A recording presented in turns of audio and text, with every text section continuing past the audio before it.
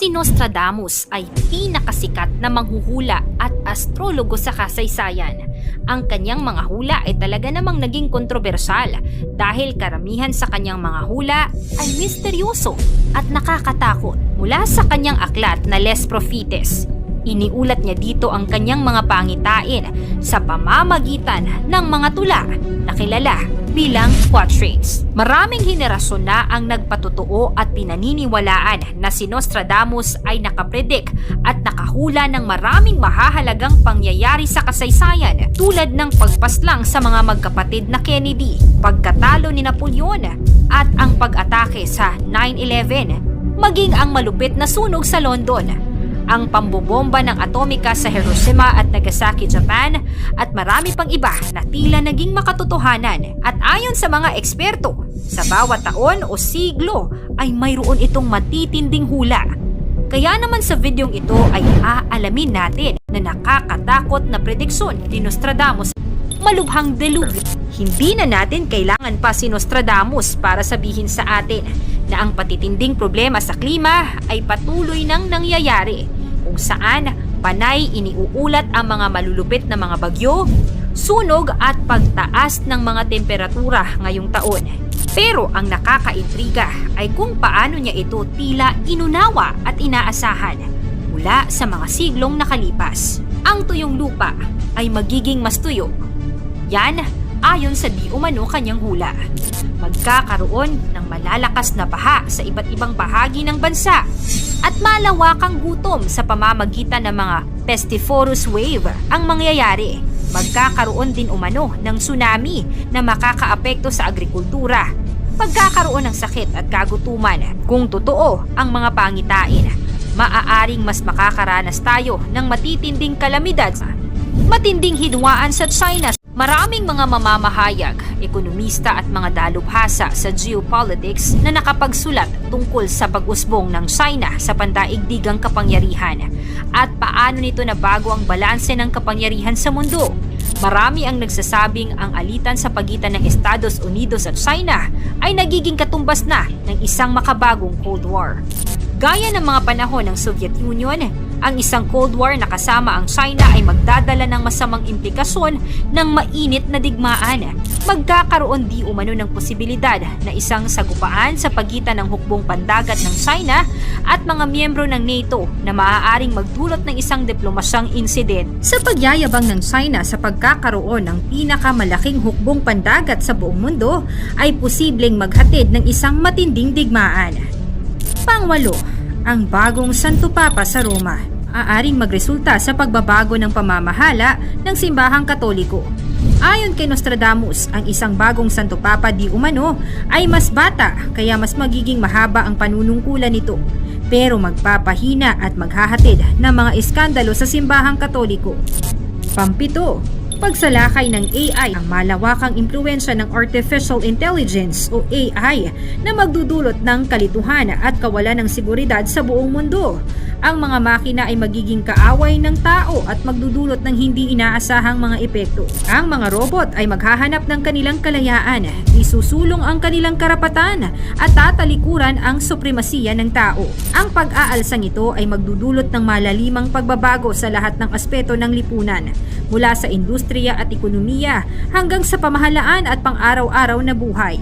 Ang mundo ay magkakaroon ng alitan para sa kontrol, kung saan ang mga tao ay makikipaglaban upang muling magkaroon ng kapangyarihan sa kanilang mga nilikha. Sa kalagitnaan ng kaguluhan, magkakaroon ng mga tanong tungkol sa moralidad o moral values sa pag-expand ng AI at ang mga posibleng epekto nito sa paggamit ng teknolohiya. Pang-anim, ang sleep pandemic magreresulta ng malawakang pagkatulog ng lahat. Ang sangkatauhan ay magiging bahagi ng isang realidad kung saan ang pagtulog ay magiging isang pangkaraniwang kondisyon na magdudulot ng kaguluhan at alitan sa lipunan. Haharapin ng mga tao ang hindi matitinag na kagustuhan sa pagtulog at sila'y magkakaroon ng labis na antok na nagpapahina sa kanila ng walang tigil na magbabawas ng kakayahan ng tao. Ang lipunan ay haharap sa malalimang epekto ng pandemya na ito, kung saan ang mga trabaho, paaralan at araw-araw na gawain ay hindi gagalaw. Ang mundo ay magiging isang lugar kung saan ang mga panaginip ay maghahalo sa realidad at ang mga tao ay hirap ng pag-ibahin ang paggising at pagtulog. Panglima, extraterrestrial invasion. Si Nostradamus ay nagtala na sa 2024, ang mundo ay haharap sa isang malupit na pangyayari habang isang mas advanced na lahi ng mga alien ay dadalaw sa ating planeta. Ang sangkatauhan ay haharap sa isang panganib mula sa mga alien na magbabanta sa atin. Isang lahi ng mga alien na mas mataas sa teknolohiya at katalinuhan ay darating sa mundo na may layuning sakupin ng ating planeta. Ang kanilang mga motibo ay mananatiling misteryoso at ang sangkatauhan ay mapipilitang harapin ang hindi inaasahang pagtutunggali sa mga nilalang. Pang-apat, ang malupit na social media. Isang mapanlinlang na social network na inilunsad noong 2023 ay mabilis nakakalat, magmamay-ari sa isipan ng mga tao at gagamitin ang mga ito para sa masamang mga layunin. Ang kapangyarihan ng social media ay magiging baluktot, magdudulot ng kaguluhan at distorsyon sa lipunan. Pangatlo, isang malaking kometang papalapit sa mundo. Napakalaking kometang dati hindi natukoy ng mga astronomo ay papasok sa ating solar system at magdudulot ng panganib sa ating planeta. Ang napakalaking sukat nito at direksyon ng pag-ikot ay magiging senyales ng malawakang potensyal na pinsala. Pangalawa, cyber chaos.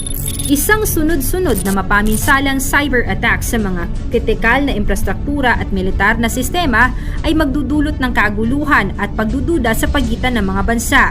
Ang mga makabagong hacker at mga unit ng cyber warfare na suportado ng gobyerno ay gagamitin ang mga kahinaan, magpapakawala ng mga masalimuot na atake upang pabagsakin ang mga communication network, sisirain ang mga sistemang pinansal at kakalabanin ang mga mahahalagang mekanismo ng depensa at magdudulot pa ng mas maraming kaguluhan sa geopolitics. At ang una, World War III o ang ikatlong digmaang pandaigdig.